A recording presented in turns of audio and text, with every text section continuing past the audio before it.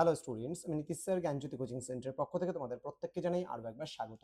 তো স্টুডেন্টস, আজকে আমি তোমাদের সঙ্গে আলোচনা করব ক্যাম্পে কবিতার সাজেশন, অর্থাৎ যারা Bankura university under 6 semester major Bangla নিয়ে পড়াশোনা করছো, মেজর পেপার 14 থেকে তোমাদের কিন্তু আজকে ক্যাম্পে কবিতার লাস্ট মিনিট সাজেশন দেবো। তো 2 নম্বরের প্রশ্নগুলো তো তোমাদের এমনিই হয়ে যায়, কিন্তু তারপরেও আমি বলছি যে যদি তোমরা কবিতাটা খুব ভালো করে পড়ো তাহলে কিন্তু তার সারসংক্ষেপগুলো পড়ো, বড় প্রশ্নগুলো পড়ো, তাহলে কিন্তু ছোট প্রশ্নগুলোর উত্তর ইজিলি ভাবে করাই যায়। ওকে, তা সত্ত্বেও আমি কিছু কোশ্চেন তোমাদের সিলেকশনে দিয়েছি, মাত্র 10টা প্রশ্ন দিয়েছি। কবি কোথায় ক্যাম্পে ফেলেছেন? এক, ঘাই হরিণীর ডাক শুনি।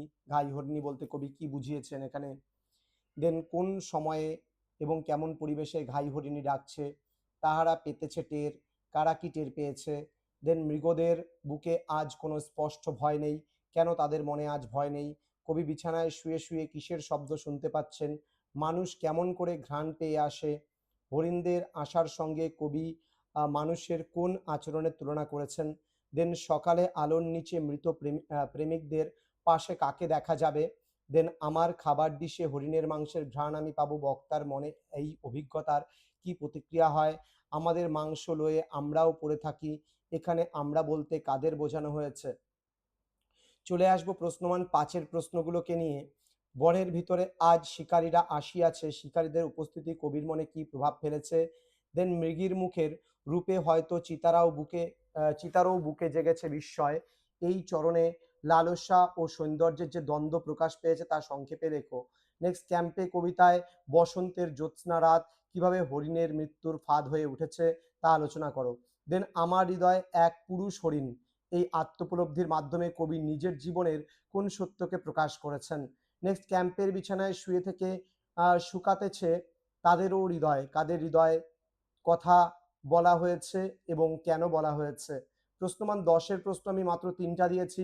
জীবনানন্দ দাশের ক্যাম্পে কবিতাটি কি কেবল শিকারের কাহিনী, নাকি এর অন্তরালে কোনো গভীর জীবন দর্শন কাজ করছে? বিস্তারিত আলোচনা করো। নেক্সট, ক্যাম্পে কবিতায় ব্যবহৃত চিত্রকল্প এবং প্রতীকী ব্যঞ্জনাগুলি বিশ্লেষণ করো। দেন মৃত মৃগদের মতো আমরা সবাই কবিতার এই অন্তিম সত্যটি কিভাবে ট্র্যাজিক মহিমা লাভ করেছে তা বুঝিয়ে দাও।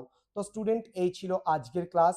তোমরা যারা এখনো পর্যন্ত চ্যানেলটিকে সাবস্ক্রাইব করনি, সাবস্ক্রাইব করে পাশে থাকা বেল আইকন অল প্রেস করে এবং তোমার বন্ধুদের সঙ্গে ভিডিওটি শেয়ার করে দাও, যেন প্রত্যেকের কাছে আজকের এই ক্লাসটি পৌঁছে যেতে পারে। তোমরা যারা ভাবছো অনলাইনে পরবর্তী সেমিস্টার থেকে আমাদের কাছে নোটস নেবে, তারা যোগাযোগ করবে আমাদের অফিসিয়াল নাম্বার 7076398606 নাম্বার, অথবা 6295916282 নাম্বারে। তোমাদের টোটাল কোর্স ফি রয়েছে তোমাদের এই সাধ্যের মধ্যে জাস্ট 1199 রুপিস, কিন্তু এই মুহূর্তে দাঁড়িয়ে আমরা সেটা নিচ্ছি না, পার পেপারের জন্য নিচ্ছি 99 টাকা। তো দেরি না করে আজই যোগাযোগ করতে পারো আমাদের সঙ্গে এবং যুক্ত হতে পারো আমাদের অনলাইন ক্লাসে। দেখা হবে খুব তাড়াতাড়ি আরও একটা নতুন ক্লাস নিয়ে তোমাদের সঙ্গে। তোমরা প্রত্যেকেই ভালো থেকো, সুস্থ থেকো। Thank you so much, thanks for watching after all, thank you.